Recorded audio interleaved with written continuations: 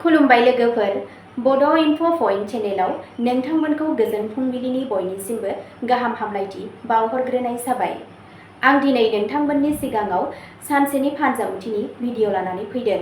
आसा खालामो नोंथांमोना भिडिअखौ नायना मोजां मोनगोन।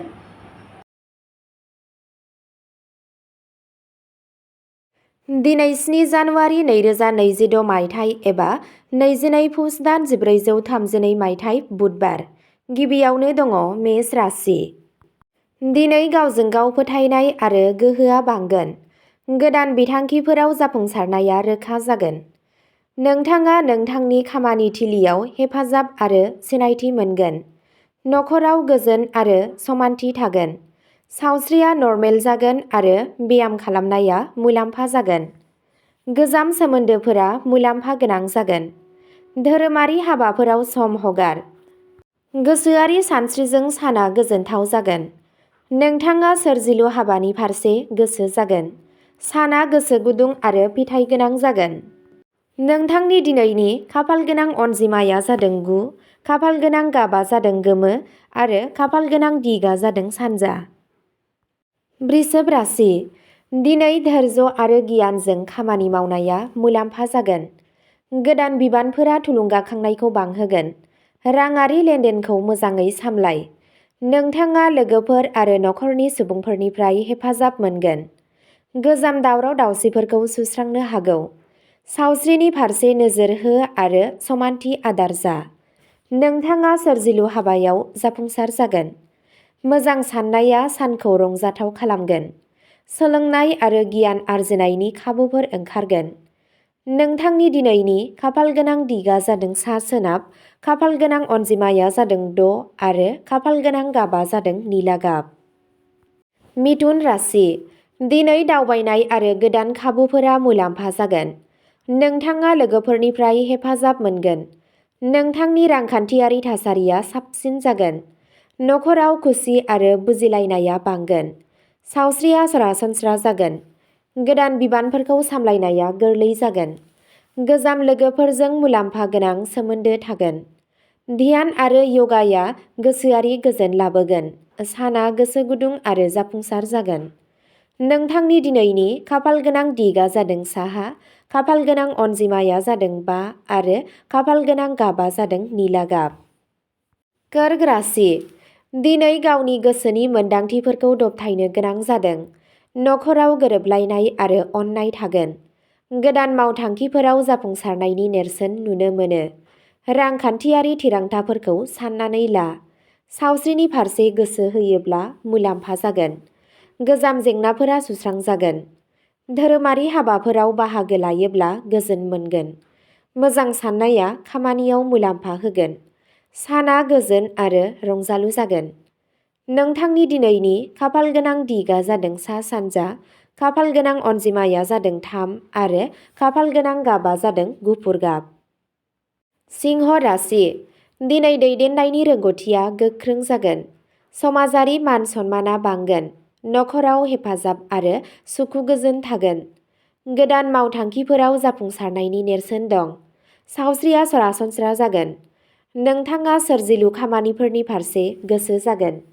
गोजाम रां थिसननाया मुलाम्फा गोनां जागोन। गोदान बिबानफोरा थुलुंगाखांनाय जागोन। साना फिथाइ गोनां आरो मोजां जागोन। नोंथांनि दिनैनि खाफालगोनां दिगा जादों सानजा खोला, खाफालगोनां अनजिमाया जादों 9 आरो खाफालगोनां गाबा जादों सना गाब। कन्या राशि। दिनै खामानि थिलियाव गोदान खाबुफोर मोनगोन। गोजाम दावराव-दावसिफोरखौ सुस्रांनाय जागोन। रांखान्थियारि हालोदा समानथि थागोन। नखराव हेफाजाब आरो अननायआ बांगोन। सावस्रिनि फारसे गोसो हो। गोदान बिबानफोरखौ सामलायनाया गोरलै जागोन। समाजारि आरो धोरोमारि हाबाफोराव बाहागो ला। सोरजिलु खामानियाव जाफुंसार जागोन। साना गोसो गुदुं आरो गोजोनथाव जागोन। नोंथांनि दिनैनि खाफालगोनां दिगा जादों खोला-सोनाब, खाफालगोनां अनजिमाया जादों 4 आरो खाफालगोनां गाबा जादों गोथां आरो गोमो गाब। तुला राशि। दिनैनो समानथि थिरांथा ला। गोदान बाहागोदारिया मुलाम्फा गोनां जागोन। रांखान्थियारि थासारिया गोख्रों जागोन। नखराव गोजोन थागोन। सावस्रिया सरासनस्रा जागोन। गोजाम लोगोफोरनिफ्राय हेफाजाब मोनगोन। नोंथाङा सोरजिलु हाबानि फारसे गोसो जागोन। मेडिटेशन आरो यगा खालामनाया मुलाम्फा गोनां जागोन। साना गोजोननायजों बुंफबनाय जागोन। नोंथांनि दिनैनि खाफालगोनां दिगा जादों सोनाब, खाफालगोनां अनजिमाया जादों 6 आरो खाफालगोनां गाबा जादों गोथां गाब। वृश्चिक राशि। दिनै गावखौनो साननानै नायनाया मुलाम्फा गोनां जागोन। खामानि थिलियाव जाफुंसार जागोन। रांखान्थियारि थासारिया जौगागोन। नखरनि हेफाजाब मोनगोन। सावस्रिनि फारसे गोसो हो। गोदान बिथांखिफोरा जाफुंगोन। गोजाम रां थिसननाया मुलाम्फा गोनां जागोन।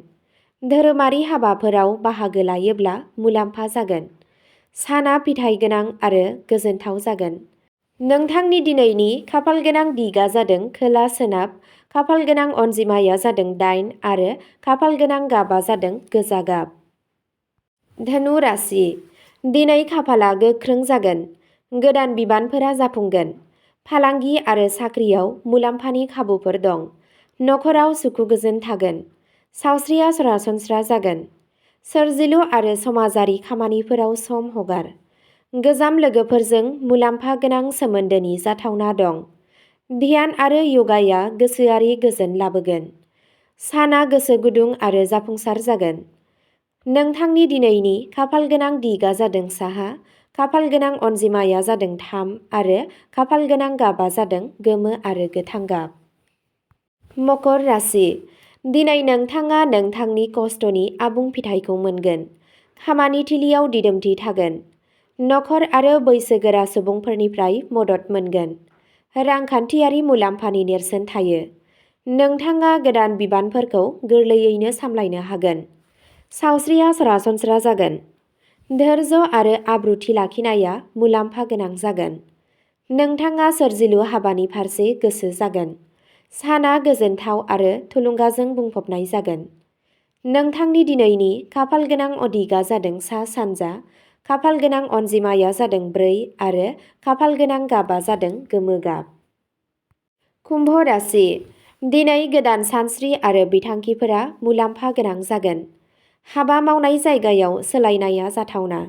लोगोफोर आरो नखरनिफ्राय मदद मोनगोन। सावस्रिया मोजां जागोन।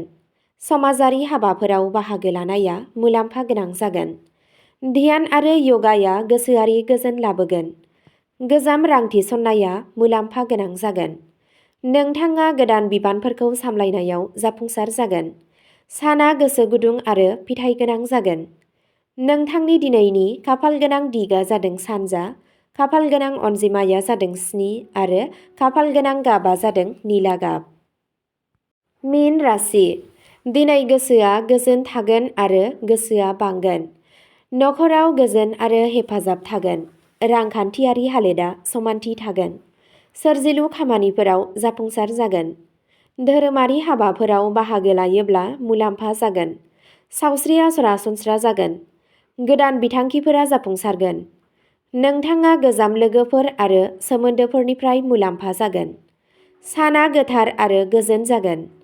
नोंथांनि दिनैनि खाफालगोनां दिगा जादों साहा, खाफालगोनां अनजिमाया जादों 2 आरो खाफालगोनां गाबा जादों रेजें गोथां गाब। अब्ला दिनैनि राशि फरायथिनाय एबा फानजामुथि फरायथिनाया एसेनोसै। गोजोन्थों।